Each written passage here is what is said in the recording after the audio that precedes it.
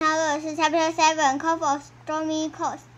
先注意警告一下，这次如果我不小心弄太大声，请声音调小一点。Phil and Annie, Jade looked at Teddy. Did she say turn into Phil? He said, indeed, said Teddy. That's what skills do. There are people on land and still in the sea. You are a sail. Jack asked constantly. Sometimes, said Skill, smiling. Jack just stared at her. She couldn't believe the beautiful girl was sometimes a sail. Whenever I come ashore and dry off the sun, my skin fall away, said Kathleen. Then I'm as a human as well as I'm right now. Oh, I get it, said Annie. Yeah, one of the seal we met in the water. Of course, said Kathleen. And Teddy was the other. Jack looked at Teddy. You, he stammered. How? Teddy grinned. I'm a magician, remember, he said. Kathleen laughed. Yes, but this time it was my magic that did the work, she said. She pointed to two shiny gray skins laying on sand. I gave him a seal skin and spoke a skill spell. You turned Teddy into a steel, asked Teddy. I said Kathleen. 这个地方和 Teddy 好像。And I shall do the same for you. I'm sure my sister will not mind if I borrow 2 more of their skins. The skill stars toward a large pile of rock. Teddy watched Kathleen go, then looked back at Jack and Annie. She has powerful magic indeed, he said. No kidding, said Annie. Jack was preaching. He couldn't believe he and Annie were about to become a seal. Kathleen came out from behind the rock and carried 2 shiny skins. Take this, she said, handing them to Jack and Annie. The skin looked like scuba divers suit with hoods. Pull them on over your clothes, said Kathleen. Like this. She and Teddy picked up their own seal skins from the sand and began pulling them on. Jack and Annie did the same. Jack started the skins up over his leg and shorts, then over his arm and t-shirt. He felt as if he were wearing a thicker layer of rubber. Before we cover our hands and face, we must wade into the water, said Kathleen. Follow me. Jack waded constantly into the water with Ada. This is crazy, he thought. You can become a seal just by putting a seal costume. Kathleen stopped them when they were waist deep. Slip on your hoods, she said. I will say a few words in skill language. Then we shall all dive in. Teddy grinned at Jack and Annie. We have flown together through the sky, he said. Now we shall swim together into the deep air. Jack nodded, but he still didn't believe this could possibly work. Quickly, said Kathleen, cover your hand and face. Dive as soon as I spoke the spell. Jack pulled on his hood. He started down over his forehead, then over his face, his glass, his nose, and his chin. He couldn't see or talk. He wanted to rip the hood off, but Counseling's voice stopped him. And Carter told a day me, for me, how no, nay, honey. Jack had one splash, then two more.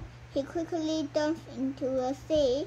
As soon the sweater covered his hand and body, Jack felt the sealskin melt into his own. His chest, two signs of a barrel, his arm and leg vanished, and Flipper took their place. Jack shot through the water like torpedo. When he moved his front flipper, he turned to right or left. When he moved his back flipper, he turned forward. Jack rolled and swiveled in and out of schools of fish and jungle of sea grass.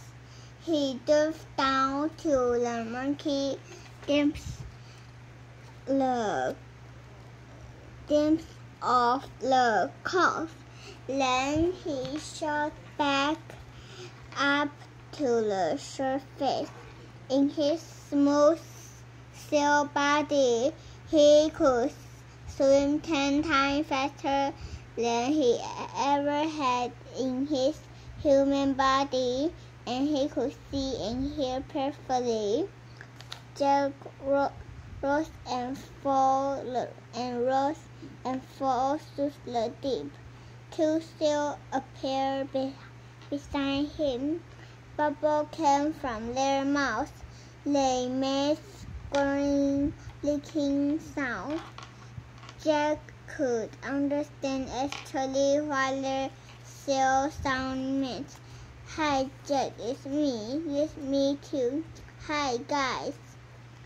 Jack told to Annie and Teddy. He heard turn sound on his other side. He saw a third sail. It was Counseling. Swim graceful toward him. Hello, Jack. Hello, Counseling. Jack looked back to her. He wanted to tell the girl how much fun he was having, but when he opened his mouth, a school of tiny fish swam down his throat. Before he knew it, Jack had swallowed all the fish whole, but he didn't mind. He left a sail left full of bubbles. Onwards, Counseling, Lick Teddy, lead us to the jellyfish cave. Chapter 8. Clunk of Grey Ghost. The fourth sail plunged with it through the sunlit water of the still cove and into the jellyfish cave. The water in the cave was cold and murky, but in his sail body, Jack was warm, and with his sail eyes, he could see earthly. As they swam faster and faster into the cave, the jellyfish began to appear.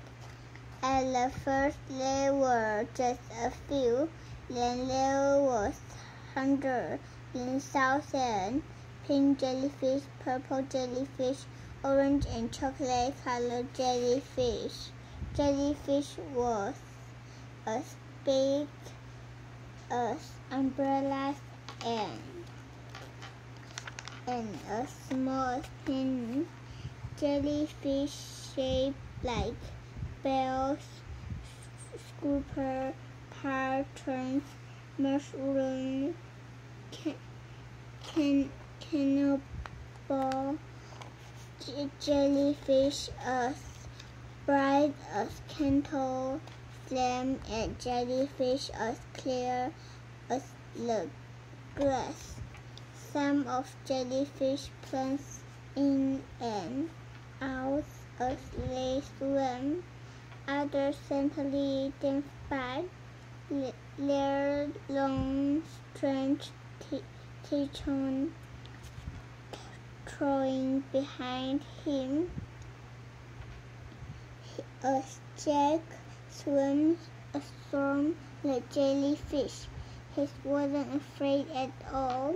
His tonsil skin burns him constantly, finally canceling the Jack and Annie and Teddy through a narrow passage of the cave and into the milky green water of Thirst Cove. The four seal poked their hands above the surface of the water and took deep gulp of air. Jack whispered twitched as he looked around the cove of Stormy Coast. The cove was completely fenced. It was lit with a heavy, warm light. The water was flat calm without a single ripple. Circling the cove were strange green hills that shimmered in the afternoon light. Snow-capped mountains loomed above the hill. Jack could see the tree with the magic tree house on a dainty sea chef. Climb on those ragged and dry off costling bark. They all swim to a small rocky island in the middle of the cove. Jack hauled his cranberry tear-shaped body out of the water. He flopped beside the other and puffed and groaned. The seal body they had felt so graceful underwater now felt heavy and awkward. Jack's skin began to fall tighter and tighter in the sunlight. Almost before he knew it, the skin had slipped from his body like overpin paper. He was human again, laying on rug in his shorts and t-shirt. He sat up and pushed his glass into place. "That's great," said Jack looked at her. The same magic had happened to Annie and the other. They were all human again. Yeah, it was, Jack said happily. He looked around, and I don't see any sign of what winter storm here. No, but still I don't like the look of this place, said Teddy. The boy sunker from us. He peered around in the cove. It gave me the transfer. Jack gently asked Teddy. If Teddy was afraid, something must be wrong. Teddy never attacked us if he were afraid of anything. Well, the day we're on, Teddy said, looking up at the sinking sun. Let us hurry ashore to find the sword, so we can leave this cove as quick as possible. I fear our squeeze may be difficult, said Constantine. Look, a dainty gray fog was rolling down from the mountain. As they watched The fox hides the sea chafed where their treehouse had landed, resting mummies. The fog has completely covered the green hill. Then it sweeps over the windless water of the pond. "Oh dear," said Kathleen, "the cloak of old grey ghost is upon us." "The cloak of the old grey ghost," X and I, "that's why we still call it very distinct fact," said Kathleen, "and that's a line in marine rhyming, saying dive near the cloak of old grey ghost. Jack burns a sign of black grey ghost. It wasn't ghost at all. It was just another name for the fog.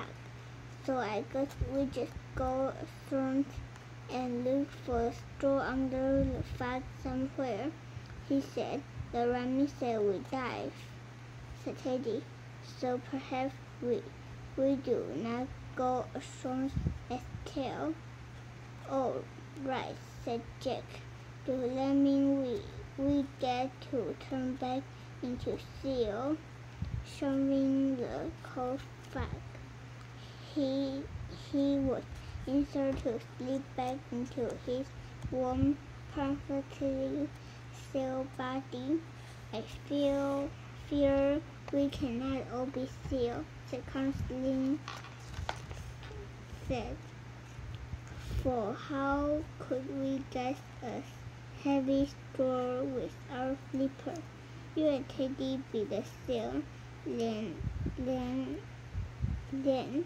and look for the sword," said Annie. "Jack and I can swim down and grab it after you show us where it is." Jack was about to say he'd be a seal, but before he could speak, Teddy picked up excellent plan. "Indeed," said Kathleen, "your friends are very brave." She turned and smiled warmly at Jack. "Oh, sure, no problem," he said. "They must make haste," said Teddy, hanging by the fog. He and Kathleen pulled their seal skins back on. A moment later, Jack heard Teddy call out farewell friends. Then Kathleen spoke her skill spell. Her word was followed by 2 splashes. "What do we do now?" Jack asked. Wait for them to find a sword," said Annie. "I hope they hurry," said Jack, shoving. "Me too," said Annie. They listened for bark of seal. They listened and listened. "I wonder what time it is," said Annie. "It's about to tell," said Jack. "They did better," said Jack. He heard a giant seal bark, then another and another, but in thick fog. He couldn't tell where the bark would come from. "Where are they?" he said. "I think they are over there," said Annie. Splash! Annie had jumped in. Jack couldn't see her in the fog. "Annie, where are you?" he shouted. "Here," Annie yelled through the ghostly mist. "Come on." Jack put his glass down the rock. Then he slowly lowered himself into the water. As he stared after Annie, his human body felt thin and frontal compared to his powerful seal body. He couldn't swim near as fast. He couldn't hold his breath underwater for nearly a long and he was freezing cold. The seal bark grew louder and louder. Bark, bark. Jack didn't see their two friends until he nearly jumped into them. Teddy and Kathleen would swim in a tight circle, barking excitedly. Did you find the sword? Annie shouted at them. Is it here? The seal barked and ducked under the water.